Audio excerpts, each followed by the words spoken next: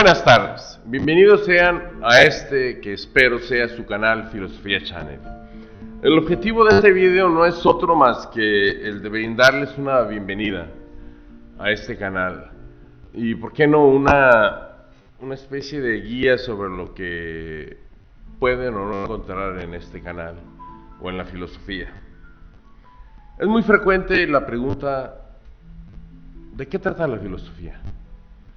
O ¿qué salidas laborales tiene la filosofía?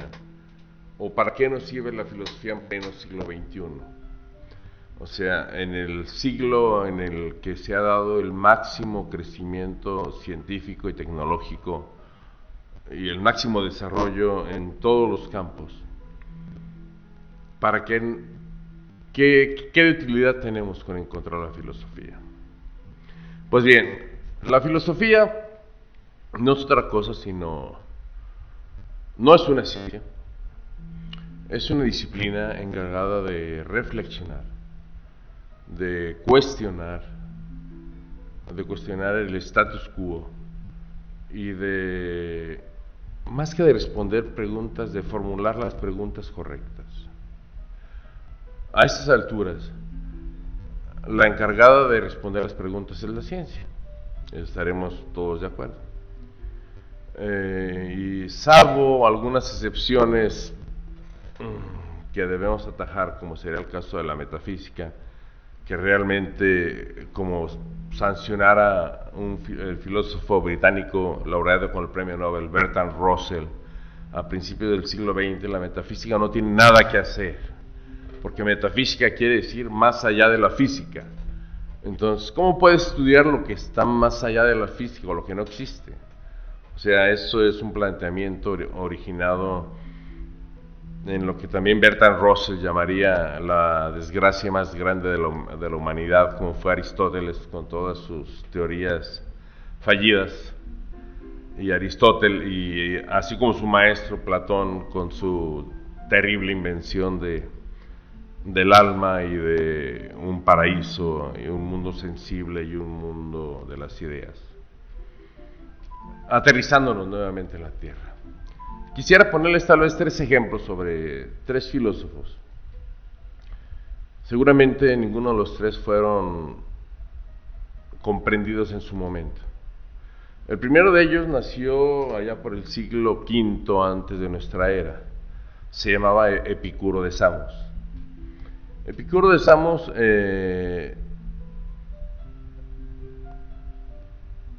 creció con un dolor crónico. Se cree que eso fue lo que lo condujo a la muerte, ya que tenía, al parecer, un problema renal que se fue agravando hasta provocar insuficiencia renal, lo que le provocó la muerte. Y él desarrolló una escuela filosófica conocida como el epicureísmo. El epicureísmo es una rama, por así decirlo, descendiente del hedonismo. Y el hedonismo es aquella corriente filosófica que explica que el objetivo de esta vida es encontrar el placer, y a través del placer encontrar la felicidad, y que ese es todo el objetivo de la vida, nada más.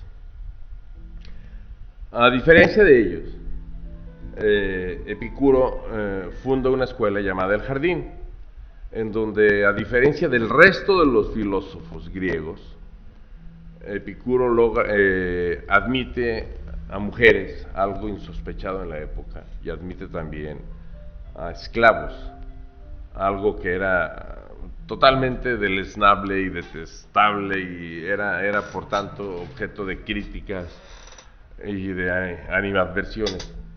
Más aún, cuando manifestó que para él su objetivo en la vida era ser feliz, y la mejor manera para ser feliz era a través del placer, pero del placer racional. O sea, que el placer no nos provocase dolor, ya sea por el exceso en el placer carnal, o en el exceso en el placer en las bebidas embriagantes, o en los alimentos, en los banquetes, sino que todo debía ser racional para no provocar dolor y que en cambio provocara lo que los griegos llamaban la ataraxia, que era un estado de imperturbabilidad.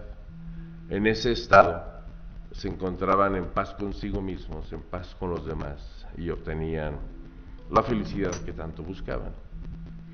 Sin embargo, bueno, ya se imaginan que fue perseguido por el sistema neoplatónico cristiano, no solamente hasta su muerte, sino después de su muerte, ya que uno de sus discípulos llamado Tito Lucrecio, era un romano. Ya ven que siempre hablamos sobre filosofía griega, nunca se habla sobre filosofía romana, porque realmente no hubo filósofos romanos, salvo Tito Lucrecio, un emperador, Marco Aurelio, el emperador filósofo que era un estoico, Séneca, y tenemos un par más, creo solamente. Entonces, este alumno de Epicuro, después de su muerte, le dedica un poema llamado De Rerum Natura, o de la naturaleza de las cosas. Y es un poema que lo hace en elegía o en honor a Epicuro. Y en él menciona de una manera muy sintáctica y muy práctica el pensamiento de Epicuro cuando menciona: emancipado del amor, en búsqueda de la verdad, el amor perturba y nos vuelve infelices. El amor sexual, en cambio, genera imperturbabilidad, al mismo tiempo placer, y nos hace felices. Por tanto, bueno, ya se imaginarán que la persecución que sufrieron por parte de este sistema, de esta empresa multinacional que apenas estaba en sus inicios, fue tremendo, ya que estaban arrebatándolos el derecho que ellos, su promesa de venta era: sé infeliz en esta vida, que en la otra vida podrás ser feliz. Y sin embargo llegan los epicúreos y dicen: no hay otra vida, papacito, solamente existe esta vida y hay que vivirla de la manera más feliz y más completa posible, porque es la única vida que tenemos. Este fue uno de ellos. Otro de ellos también bastante incomprendido, pero él en el siglo XIX, en 1882, si no me equivoco, fue cuando escribió el libro La Gaya Ciencia, o La Ciencia Alegre, La Ciencia Feliz. Me refiero, por supuesto, a Friedrich Nietzsche.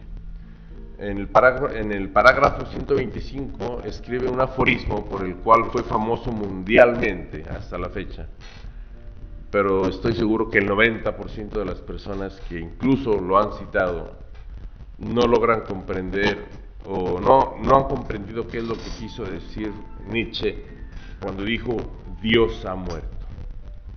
Evidentemente no se refería a que existía un Dios que había nacido para después morir. Por supuesto no se refería a eso, se refería a que en pleno siglo XIX, con la llegada de la revolución industrial, de pronto la producción en serie produce demasiados artículos y surge el consumismo. Y es en ese momento que se inaugura el modernismo también.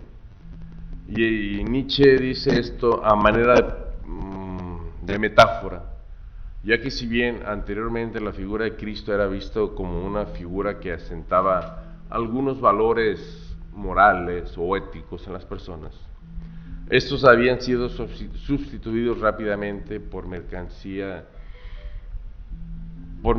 común, o sea, por el consumo masivo, tal como sucede en estos días. Entonces Nietzsche criticaba las conductas y las doctrinas del siglo XIX, las conductas consumistas del siglo XIX, el egoísmo de las personas, el nihilismo, o sea, el hecho de que no pensaran en nada más que en sí mismos. Pero no solamente retrató a la sociedad del siglo XIX, plasmó completamente a la sociedad del siglo XX y nos retrata ahora en la sociedad del siglo XXI, en la que ni siquiera conocemos al vecino y no estamos preocupados por nada más que por nuestra propia felicidad. no sé si felicidad, tal vez por nuestra soberbia.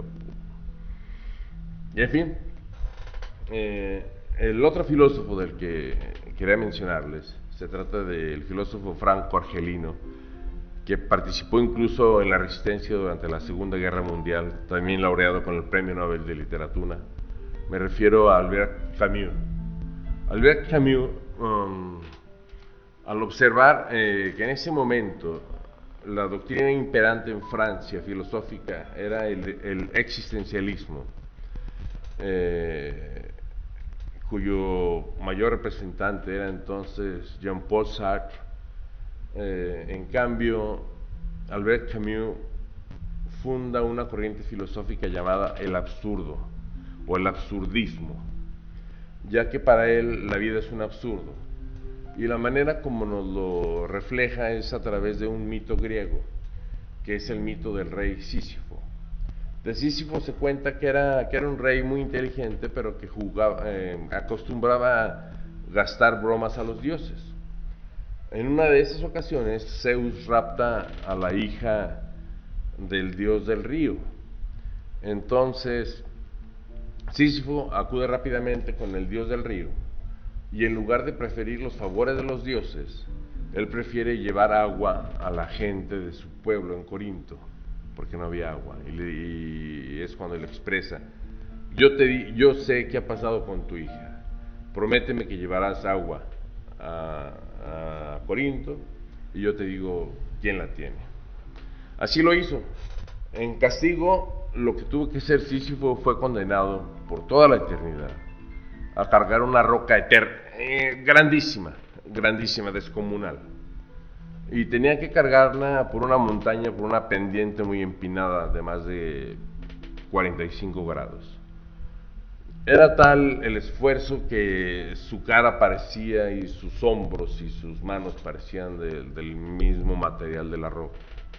El punto es que tardaba todo el día, lastimosamente, en arrastrar esa roca para llegar hasta la cúspide de la montaña. Y una vez estando allí, la roca simplemente bajaba por el otro lado, cuesta abajo. Y Sísifo entonces tenía que bajar a buscarla entre el monte y a subirla nuevamente al día siguiente. ¿Por qué utiliza este ejemplo? Porque nuestra vida es así muchas veces. Vivimos tan preocupados por rodearnos de cosas, de objetos, o sea, vivimos preocupados por comprar cosas para impresionar a gente a la que no le importamos. Y esa es nuestra vida. Anteriormente, la pregunta tal vez más filosófica era: ¿qué objetivo tengo en la vida? ¿A qué viene la vida? ¿Tengo un objetivo trascendente? Pero todo eso siempre tenía como doble salida el buscar una alternativa a la muerte. Entonces, comprendiendo que lo que debemos hacer es hacer las paces con la muerte, como sugiere Albert Camus, que hay que reconocer de que somos unos hombres, o somos hombres y mujeres nacidos para morir, y que nuestra vida es absurda porque no tiene una razón trascendente, esto es, que trascienda nuestra vida hasta el futuro, pero sí en cambio tiene mucho por vivir, ya que es una sola vida la que tenemos, y es una vida que vale la pena vivirla bailando, festejando, trabajando, enamorándonos, haciendo el amor, festejando, riéndonos, cantando. Existen mil maneras como hacerlo. Para él, el suicidio no es una salida permitible para este caso del absurdo de la vida. En resumen, lo que quise transmitir, o lo que intento transmitirles, es que dentro del canal lo que estaremos buscando, revisando a este tipo de filósofos, no van a ser los filósofos seguramente clásicos, con las historias clásicas y las leyendas clásicas de cogito ergo sum, pienso luego existo, que fue dicha por el francés René Descartes, que no hizo otra cosa más que plantear un problema que produjo un retraso en la ciencia neurológica de cientos de años. Sino será encontrar a esos filósofos que se encuentran para ayudarnos a vivir una vida más plena, una vida feliz y encontrar un objetivo en esta vida para despertar cada mañana con el ánimo y con la fuerza suficiente para salir adelante. El objetivo entonces de Filosofía Channel es reflexionar, es no dar por hecho cualquier noticia que leamos de buenas a primeras, y más en estos tiempos en los cuales las noticias falsas o los fake news abundan. Entonces siempre tendremos que desarrollar un espíritu crítico para poder confrontar todas las fuentes de información que lleguen. Las que yo les doy, las que les dan sus maestros, las que nos da el gobierno, todas tienen que ser confrontadas para poder así llegar a lo más cercano posible a la verdad. Y es también el objetivo de este canal. No es un objetivo hacer filosofía solamente por la vana erudición de decir, jaja, mira cuánto sé yo, que yo conozco el pensamiento de los griegos presocráticos, socráticos, helenísticos, sofistas. No se trata de eso. Se trata de que todos, encontrando de alguna manera ejemplos que nos puedan servir de guía y retroalimentándonos entre nosotros, por supuesto, podamos encontrar una filosofía de vida. El objetivo sería ser de nosotros nuestros propios coaches para irnos guiando durante nuestra vida, a todo lo largo de nuestra vida, y encontrar lo que cada uno genuinamente desee.